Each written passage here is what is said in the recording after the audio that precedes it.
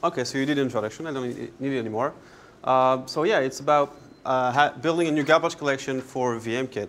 And I'll give you a couple of slides of background, if that works. Yeah.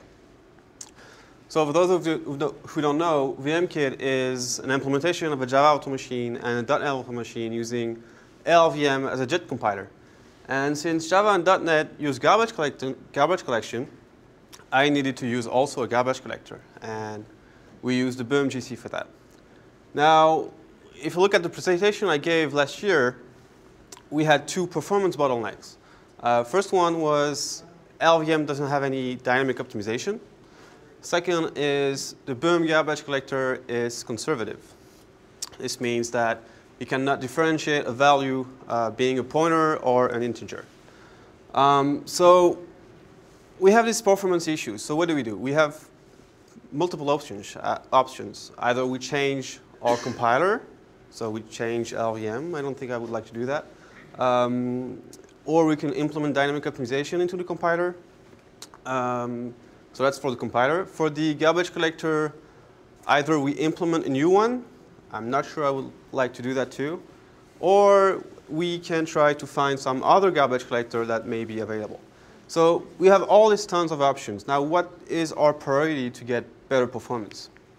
So I've run a benchmark on Java. So this is a slide similar than a slide that was there last year. So here it's time normalized to VMKit. So VMKit is one, that's the blue bar. And you have JAX RVM, which is a research virtual machine from IBM. And you have the Sun JVM. So the lower, the better. And you can see on these slides that for the JGF benchmark, which is CPU intensive, we're having good performance compared to existing VMs.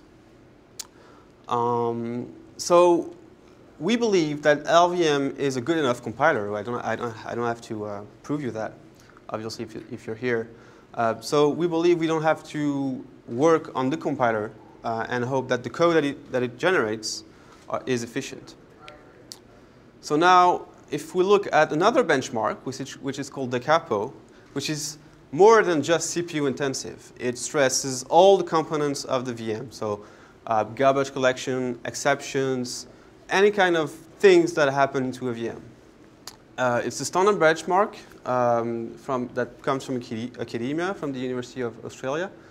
So it's also time normalized to VMKit, so the lower the better.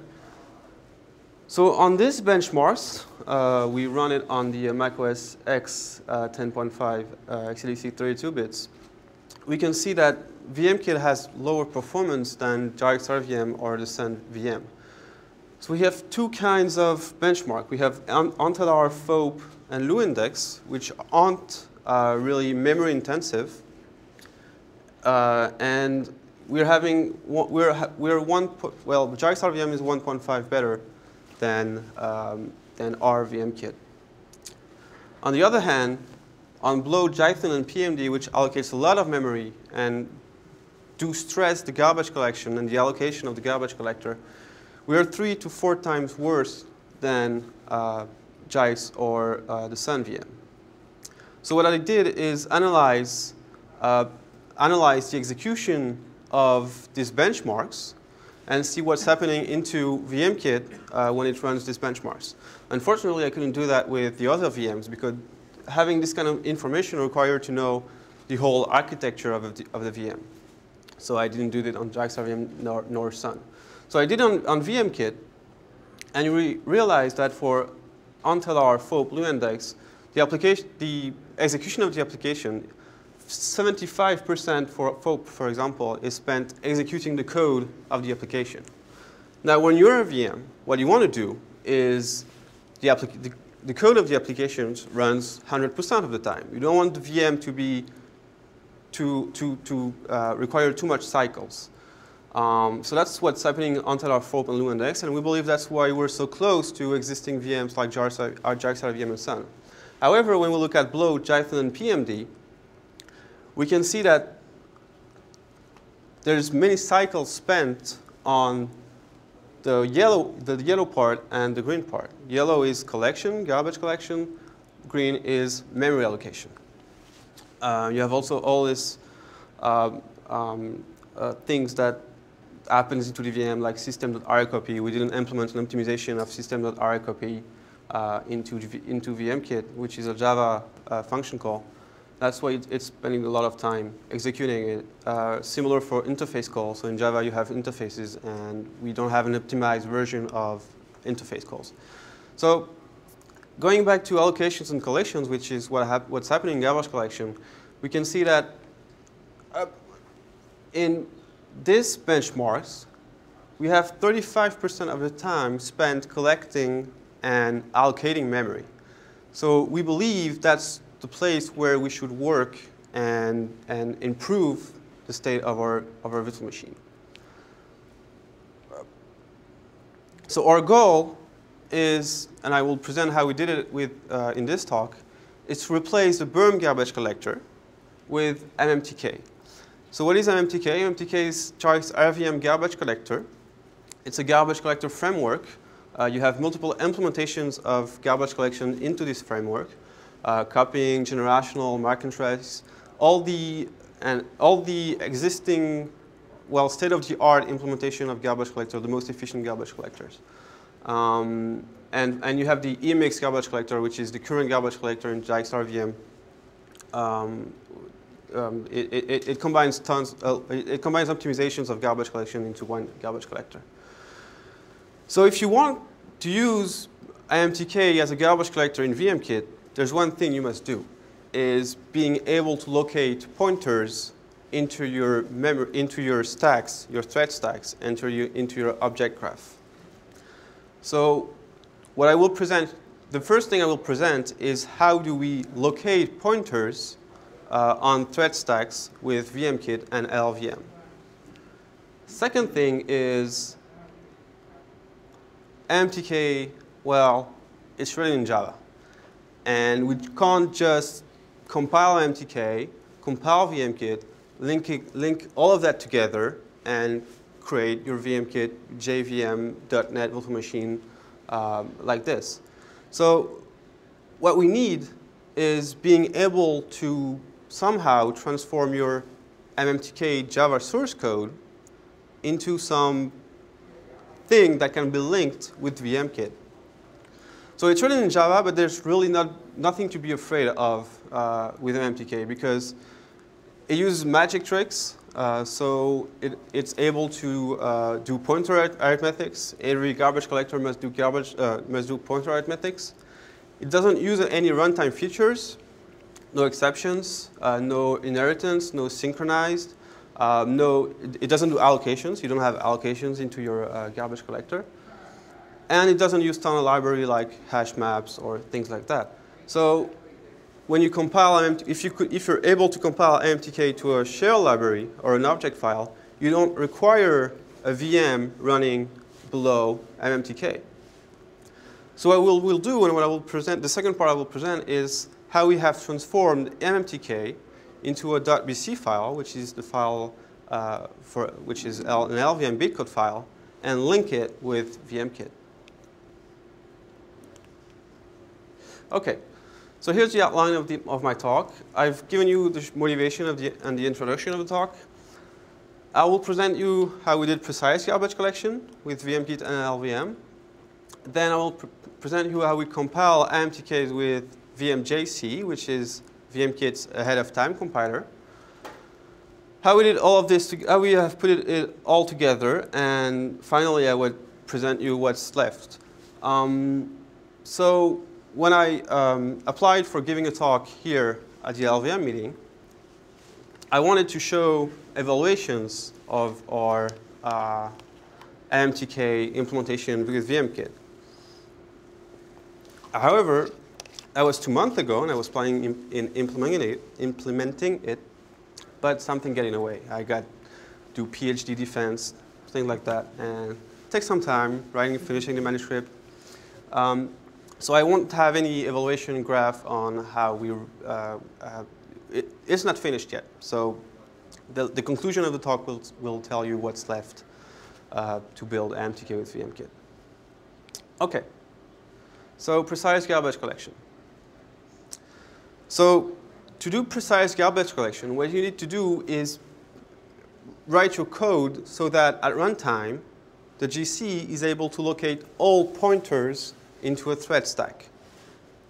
So when you generate applications function, like a Java function or a .NET function, a VMKit will insert calls to the LLVM intrinsic, called LLVM.GCRoot, and we'll rely on LLVM analyzing this intrinsic and LLVM giving the location of the pointers into the stack.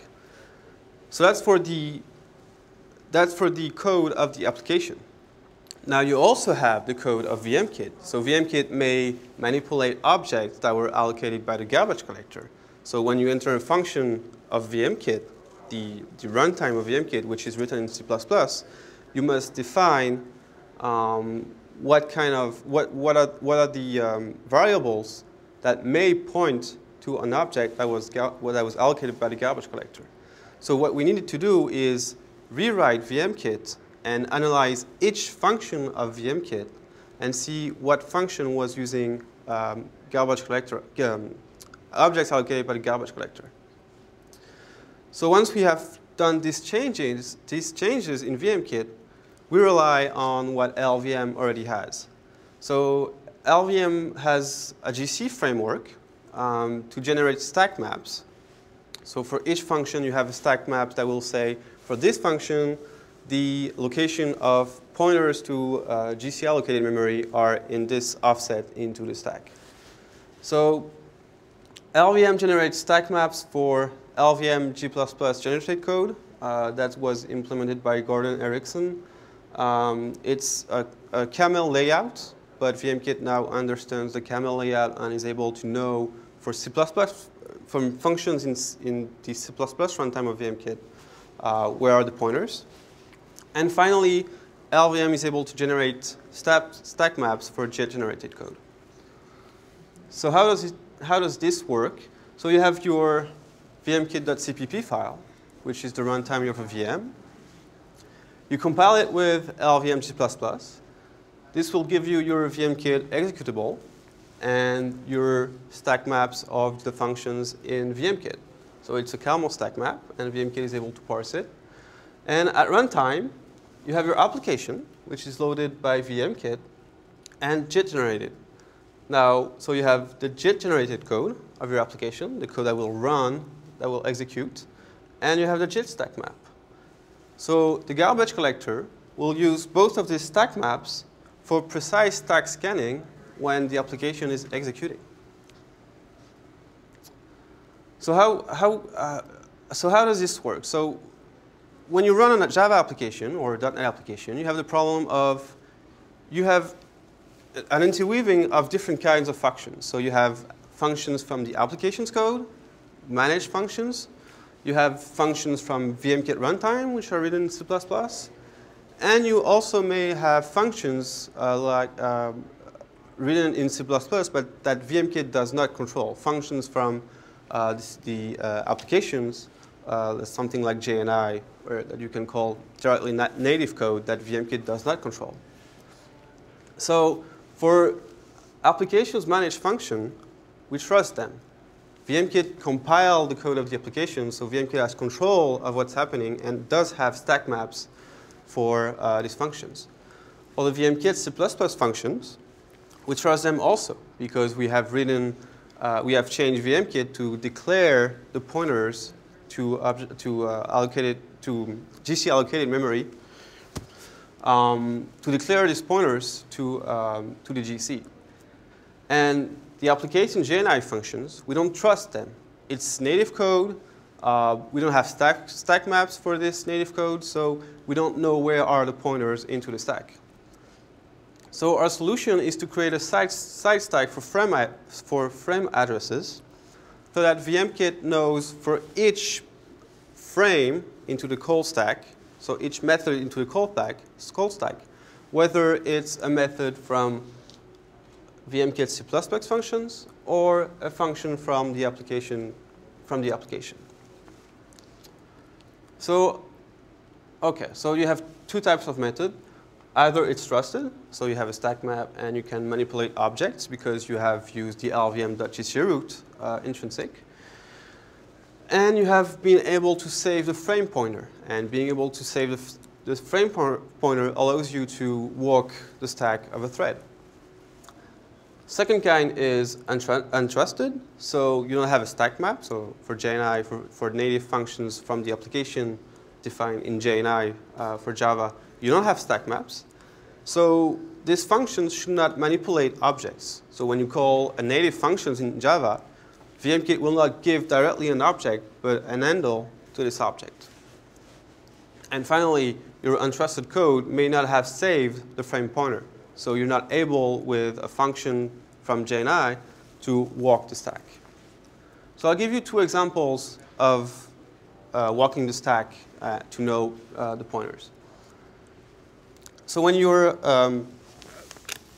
application starts, it runs vmkit.main, which is written in C++ and which is a trusted function because it has a stack map. Now, vmkit.main will call the main of the Java application.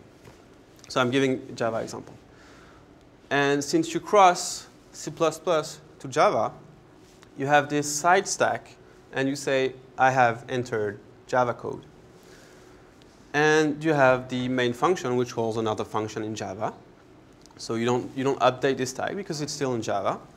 Then you may have Java calling VMKit runtime, for example, for a synchronized, a type check, whatever. It may go back to the VMKit runtime, which is written in C++.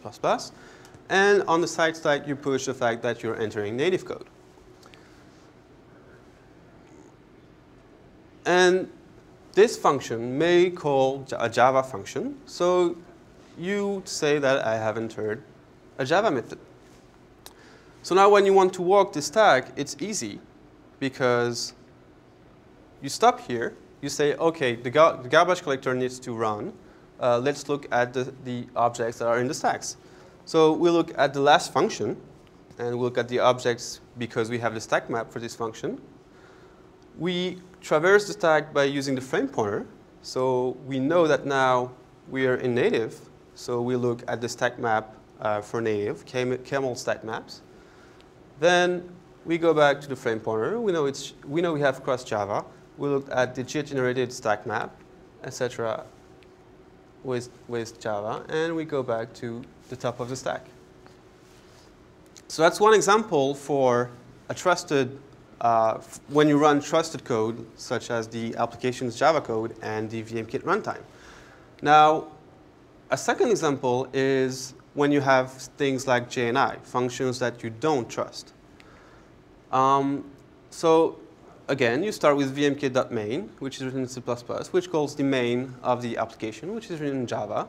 And now imagine Java code calls native code, which was written by the developer. So that's JNI. So now you're entering code that you don't trust. So you say, OK, I record the fact in the side stack that we're entering JNI. So when you run JNI code, so this native code may call other functions. So they call this function. And this function may call the runtime for any kind of thing. Like in JNI, you can say, OK, now I want to execute a Java function. I will call the JVM and say, execute this function. So that's what's happening here. The function 2 is calling the JVM to say, I want to call a Java function. So that's an error. That's native. OK, JNI runtime is a native function in VMKit. So when you enter here, you record the fact that you're entering native. Now, when you want to garbage collect, so imagine here you have a malloc, a GC malloc, and you don't have enough memory, and you want to garbage collect. So you look at the stack of your thread. So you look at this function. You know you have a stack map. It's a camel stack map, so you know the pointers. You look at what's below you. So you know it's JNI. So JNI, you cannot walk the stack because you didn't save the frame pointer. So you have this saved frame pointer that was saved here saying, okay, the last time I've been in a trusted function, that was there. So you go back to this function and you look at the stack map of this function. And then you go back to vmk.main, which has a camel stack map. So then you have been able to look at the pointers who are here, pointers who are here, pointers who are here, and you know this functions do not manipulate pointers. So that was the second example. Now, running the GC. So you can run the GC only on what is called safe points. So a safe point is a point during execution where the GC knows the type of each value on the stack. So a typical example is a method call. So when you're in a method call, you know that in your stack you have this object. You have objects at this place in the stack. So when you're single-threaded, that's easy because the GC is always triggered at safe points. So when you do a GC malloc and the GC says, okay, we don't have enough memory, I need to collect. That was a function call, and so that's a safe point. You can also trigger the GC directly by calling collect, and that's a function call, so you're at a safe point. Now, what's difficult if when you have a multi-threaded application. So when you enter the GC, you must wait for all threads to enter the GC too. And you cannot use signals. You cannot just interrupt all the threads and say, OK, now you will walk your stack, because you're not sure you will interrupt these threads on safe points. So what we do, and that's what typical JVMs and virtual machines do, is that we have a thread local variable that the application will pull on method entry and backward branches, so that we know at a finite point of time a thread will go GC if you need to do a GC. And for the threads that are blocked in a JNI call or a system call, the GC will scan the stack for these threads. So we're not waiting on these threads because we know they are blocked and won't be able to scan their stack. So here's an example of what's happening in VMKit to be able to know at a finite point of time that the GC will be able to run.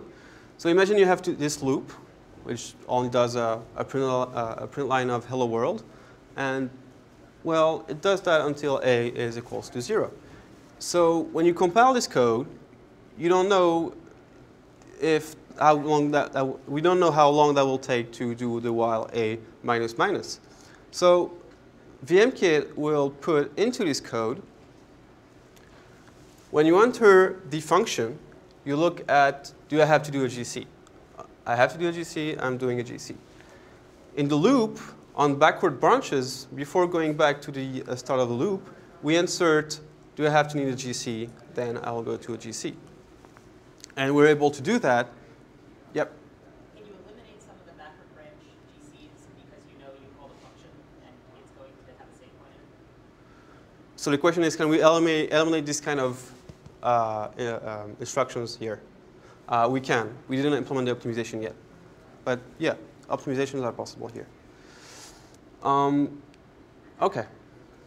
So that was how we did precise garbage collection in VMKit. Now, the second thing that we implemented was compiling MMTk with our ahead-of-time compiler called VMJC. So VMJC is an ahead-of-time compiler. It generates .bc files, so LLVM files from class files. And it uses LLVM tools to generate platform-dependent files. So we can use LLC to create a shell library. Or we can even create an executable of a Java application, and then we wouldn't need the JIT at runtime. So our goal is to compile MMTk with VMJC. So we want to generate a .bc file that can be linked with VMKit. So there's two things to consider. You have your interface between MMTk and VMKit. So that's a bunch of functions, and you have your interface between VMKit and MMTk. So VMKit will call things like gcmalloc, and MMTk will call things like synchronize threads or scan your stacks.